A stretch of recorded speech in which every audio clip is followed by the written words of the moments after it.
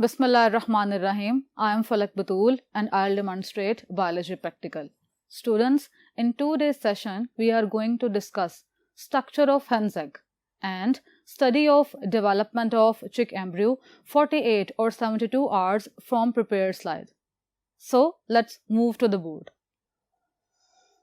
As I have already mentioned the title of experiment, study of structure of hen's egg and study of development of chick embryo 48 or 72 hours from prepared slides. Let's discuss about the structure of hen's egg. Egg is biological structure intended by nature for reproduction. It protects and provides a complete diet for the developing embryo. Egg is also most nutritious and versatile of human foods. External structure includes shape and the size. If we talk about size and the shape of the egg, the newly laid and fully formed egg is elliptical at the one end, then the other. Size की बात की जाए 3 cm broad and 5 cm long. Eggs are usually laid at the rate of 1 egg per day. Eggshell. Eggshell is completely calcareous, calcium carbonate का बना हुआ होता है. Almost 97% of calcium carbonate is present. Purpose क्या है? ये से प्रोटेक्ट करता है किसी भी तरह की इंजरी से भी और एनवायरमेंटल हैजर्ड से भी. Shell is porous and allows air and moisture to pass through it. Internal structure include shell membrane, outer and the inner membranes inside the egg surrounding the albumen. Albumen, which is deposited in 3 layers. एक egg में 2 बड़े portion हैं. एक को egg white या albumin कहा जाता है और दूसरे को एग येलो या योक कहा जाता है. ये एल्ब्यूमिन लेयर्स के फॉर्म में डिपॉजिटेड है. फर्स्ट लेयर जिसे वाटरी या थिन एल्ब्यूमिन कहा जाता है, इसमें 85% वाटर और साथ में प्रोटीन्स मौजूद होते हैं. सेकेंड लेयर की बात की जाए जो कि थोड़ी सी विस्कस है, इसकी कंसिस्टेंसी वाटरी नहीं है, ये पानी की तरह से थिन या पतली नहीं होती बल्कि थोड़ी सी विस्कस होती है. और थर्ड लेयर जिसे चिलेजिफेरस एल्ब्यूमिन कहा जाता है या इसे वेरी विस्कस या डेंस एल्ब्यूमिन भी कहा जाता है. योक जो कि बहुत ज्यादा प्रोपोर्शन में इसके अंदर मौजूद है और योक की ही बेसिस पर डिफरेंट बर्ड्स के एग्स को कैटेगराइज किया जाता है, जैसे कि माइक्रोलेसिथल, मीजोलेसिथल एंड मैक्रोलेसिथल. माइक्रोलेसिथल जिनमें बहुत कम अमाउंट में योक मौजूद होती है. इसी तरह से मीजोलेसिथल जिनमें मॉडरेट अमाउंट ऑफ योक मौजूद होती है और थर्ड मैक्रोलेसिथल जिनमें बहुत ज्यादा अमाउंट में योक मौजूद हो. जर्मिनल डिस्क की बात की जाए, it is a small circular white spot on the surface of yoke.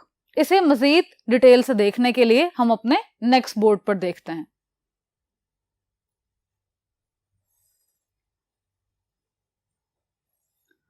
All right students, आपके आसानी के लिए मैंने यहां पर एक हैन एग ड्रॉ किया है, इसे अच्छे से लेबल भी कर दिया है.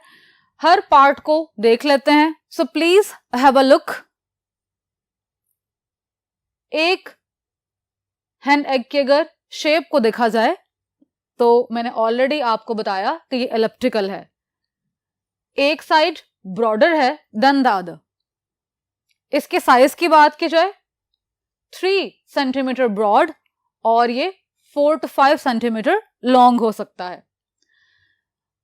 आउटर मोस्ट कवरिंग इसकी शेल है. ये शेल जो कि कैल्शियम कार्बोनेट का बना हुआ है, पोरस है ताकि हवा और मॉइस्चर इसमें से गुजर सके। मेम्ब्रेन्स की बात की जाए, आउटर और इनर मेम्ब्रेन मौजूद है। Outer membrane surrounding the albumen और stick with the albumen. Inner membrane की बात की जाए, when egg is laid, it is warm. As it cools, outer membrane separates from the inner membrane to form the air space. So, इसकी broad side पर आप इसकी air space देख सकते हैं।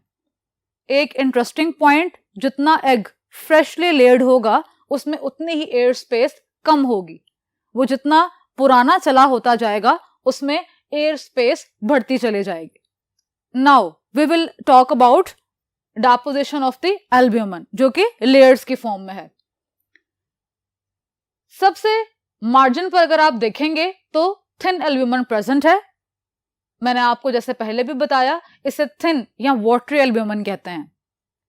इसमें 85% वाटर और साथ में प्रोटीन्स मौजूद हैं। एक बहुत ही इंटरेस्टिंग बात, जब हम एक एग को पैन में डालते हैं कुक करने के लिए, तो आपने देखा होगा सबसे पहले उसका मार्जिनल एरिया कुक होता है। थोड़ी सी हीट लग जाने पर यह फौरन से कुक हो जाता है, क्योंकि इसमें वाटर के कंटेंट बहुत ज्यादा हैं और प्रोटीन्स बहुत कम हैं। सेकेंड लेयर की बात करें तो इसे हम डेंस या विस्कस एल्ब्यूमिन कहते हैं। ये थोड़ी सी विस्कस है, इसमें वाटर के कंटेंट कम होते हैं और थिन एल्ब्यूमिन से ऊपर ये एक लेयर की फॉर्म में प्रेजेंट होती है।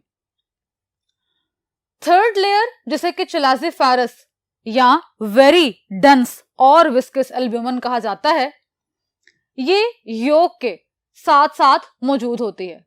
आप बहुत क्लियरली इस डायग्राम में देख सकते हैं, मैंने बहुत करीब डॉट्स लगाए हैं जो कि आपको बता रहे हैं कि ये डेंस या चिलाजिफेरस एल्ब्यूमिन है। योक एक मेम्ब्रेन के अंदर एनक्लोज्ड है, पैक है, जिसे हम वटलाइन मेम्ब्रेन कहते हैं। पर्पस क्या है कि योक को एल्ब्यूमिन से अलग कर दिया जाए। इसी तरह से ये एल्ब्यूमिन क्योंकि चिल्लाजा की फॉर्मेशन में हेल्प कर रही होती है, इसीलिए इसे चिलाजिफेरस एल्ब्यूमिन कहते हैं। चिल्लाजा क्या होते हैं? They are twisted chords.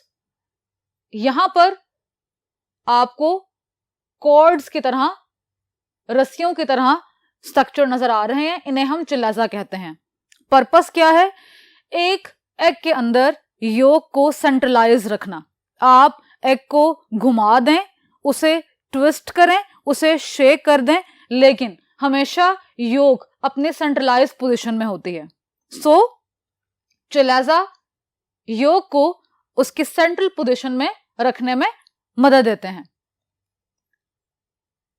योक पर एक स्पॉट प्रेजेंट है, ये एक साइटोप्लाज्मिक फ्री एरिया है, बहुत ही छोटा सा, इसे न्यूक्लियस भी कहा जाता है और इसे जर्मिनल डिस्क भी कहते हैं। It is a small circular white spot present on the surface of the योक।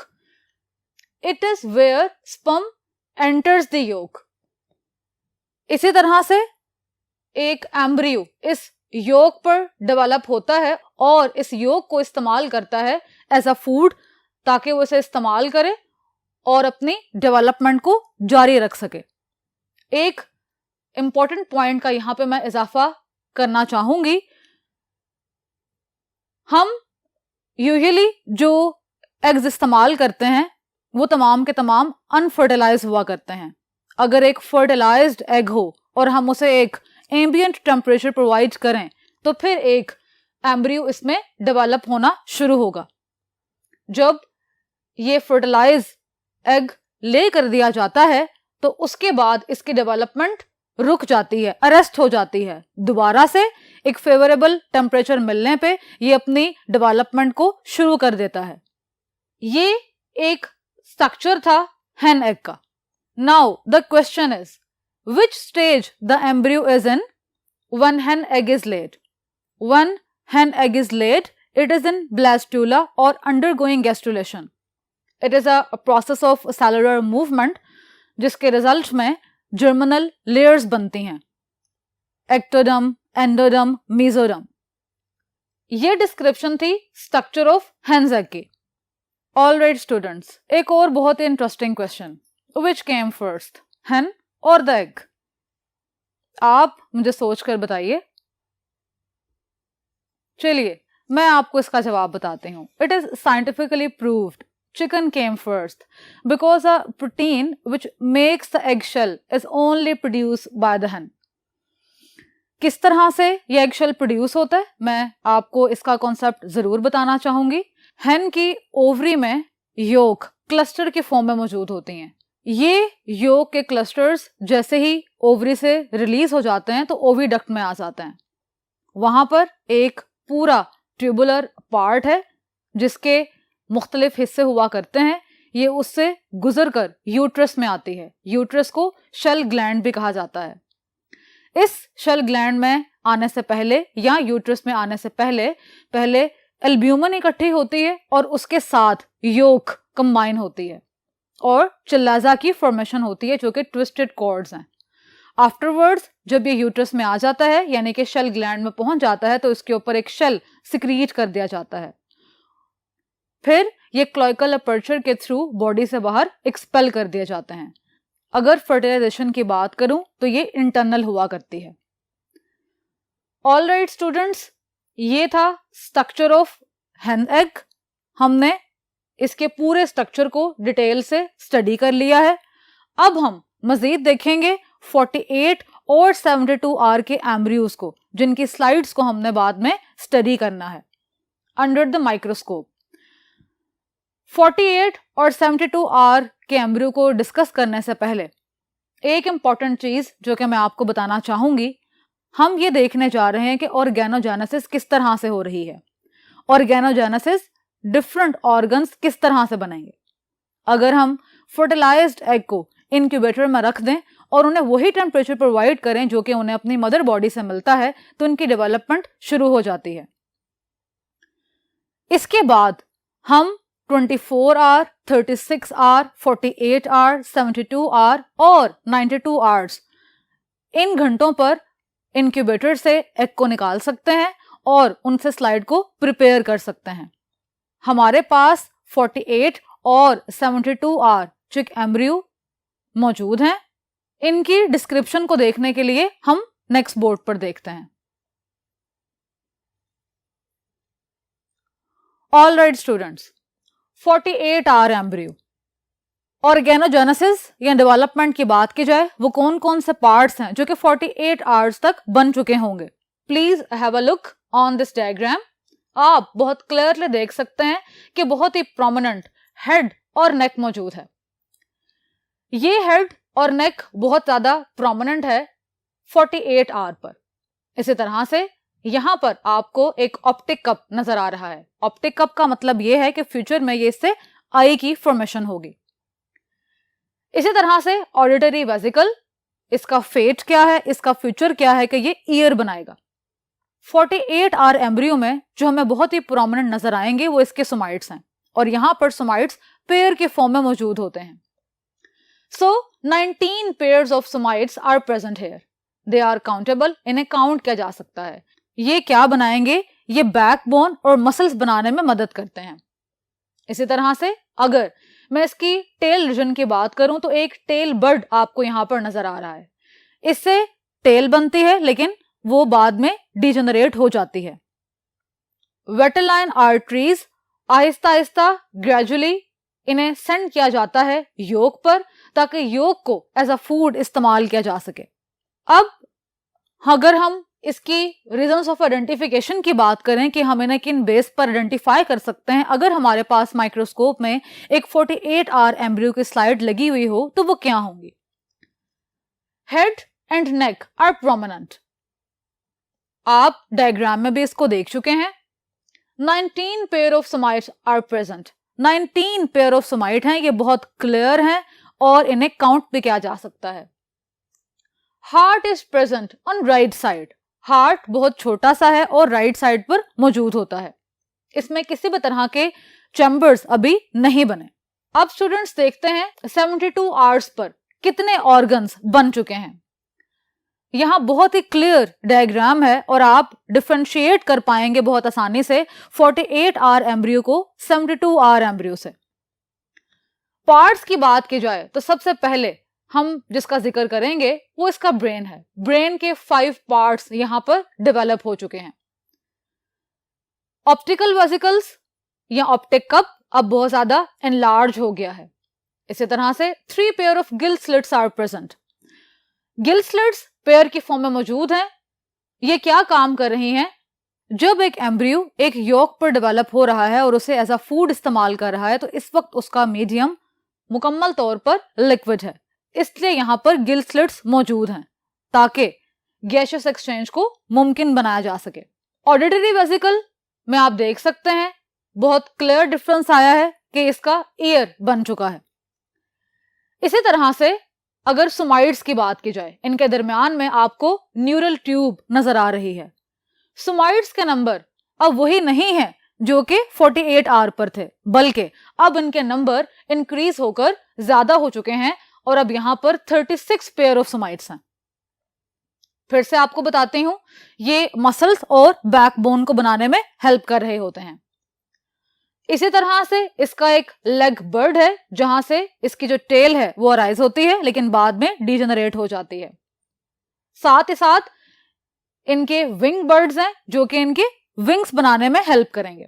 अब अगर हम इसकी रीजन ऑफ आइडेंटिफिकेशन की बात करें वो क्या होंगी, अगर हमारे पास एक स्लाइड मौजूद हो और हम एक 72 आर एम्ब्रियो की स्लाइड देख रहे हो तो हम किस बिना पर उसे आइडेंटिफाई कर सकते हैं? Optical vesicles are greatly enlarged. ये बहुत ज्यादा एनलार्ज हो गए हैं और आई ऑलमोस्ट बनने के करीब है। इसी तरह से 36 pair of somites are present and they are countable. Heart become twisted. इसे अगर 48 आर के साथ कंपेयर करें तो हार्ट अब इतना राइट साइड पर नहीं है। इसके 2 चैम्बर बन चुके हैं, एक को ऑरिकल और दूसरे को वेंट्रिकल कहा जाता है। ऑल राइट स्टूडेंट्स, ये डिस्क्रिप्शन थी 48 और 72 आर एम्ब्रियो की। अब हम अपने लैब में चलेंगे और इन्हें मजीद देखेंगे।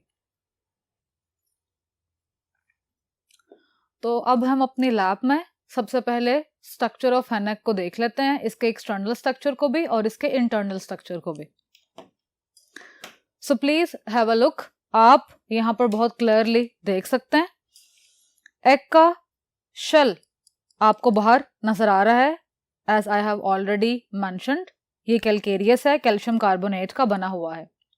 इस शेल के अंदर आप देख सकते हैं इसकी एक मेम्ब्रेन आपको नजर आ रही है और इसके अंदर इसके बाकी के कंटेंट एल्ब्यूमिन और योक होगा। शेप की बात की जाए तो मैंने आपको पहले भी बताया एलिप्टिकल इन शेप है, one side broader then the other.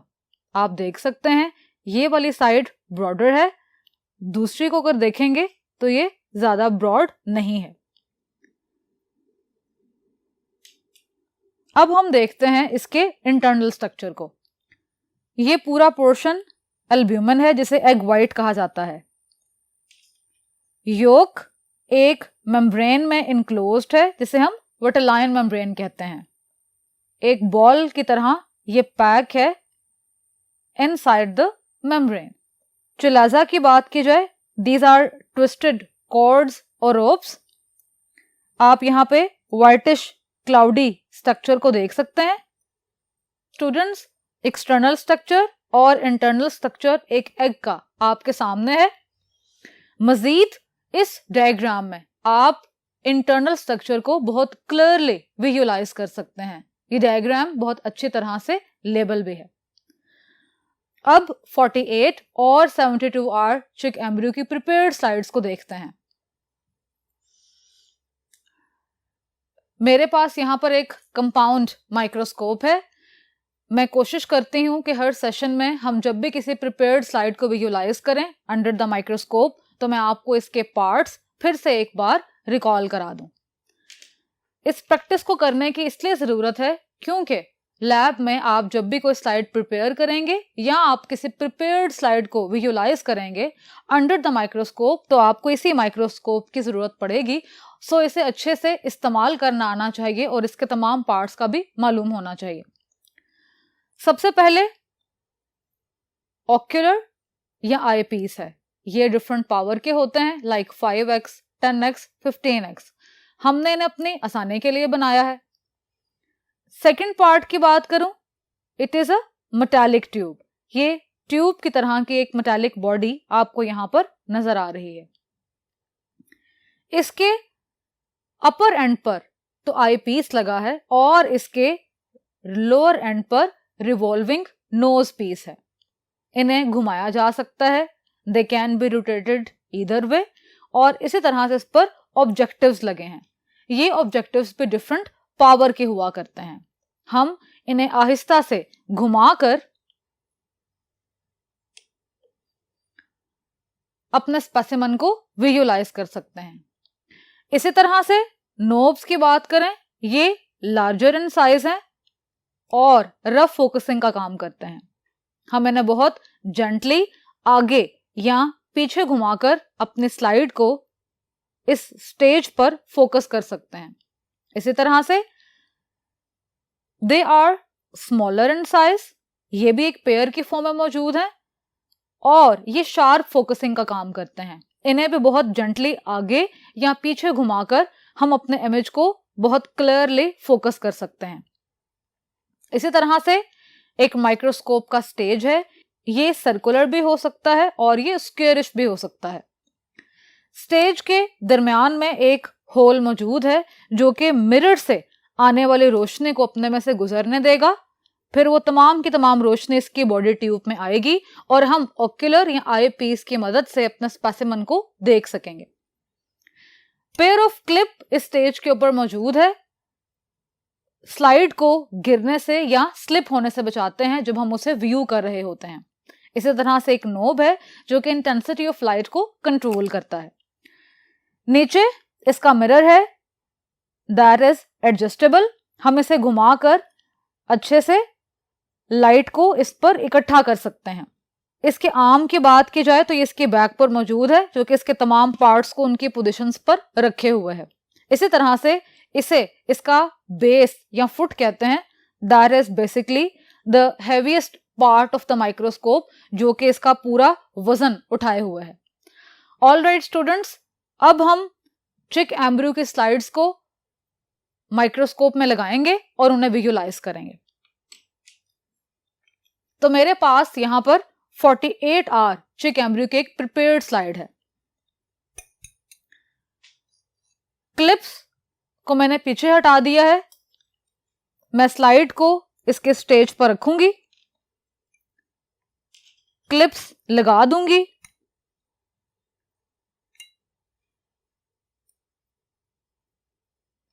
Afterwards हम रफ फोकसिंग के लिए इन नोब्स को बहुत जेंटली आगे या पीछे घुमाएंगे और उसके बाद इन स्मॉलर नोब की हेल्प से इसको एग्जैक्टली फोकस कर लेंगे और आई पीस की हेल्प से हम अपने इस 48R एम्ब्रियो को जो कि इस वक्त स्लाइड पर मौजूद है देख सकते हैं।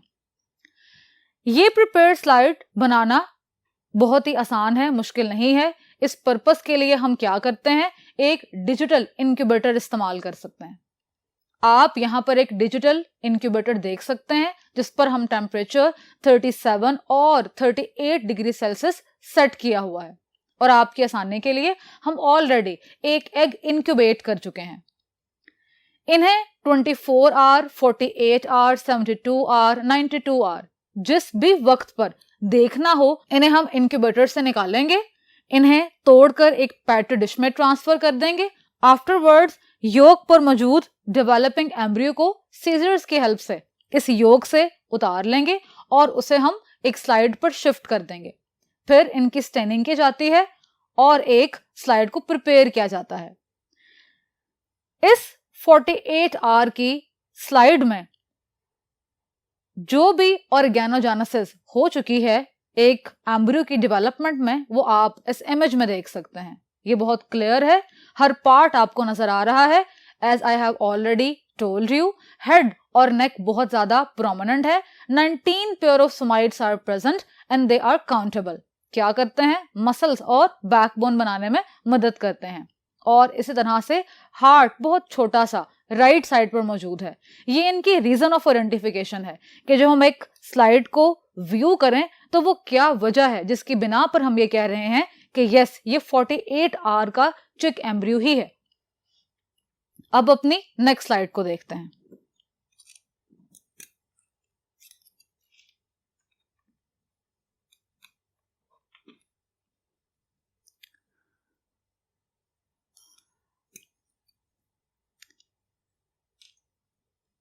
मेरे पास 72 आवर चिक एम्ब्रियो की एक प्रिपेयर्ड स्लाइड है। मैंने इसे स्टेज पर लगा दिया है।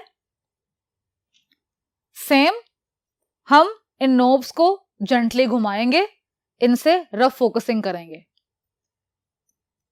स्मॉलर नोब से इसकी शार्प फोकसिंग करेंगे और आई पीस की मदद से हम अपने इस स्लाइड को व्यू कर सकेंगे।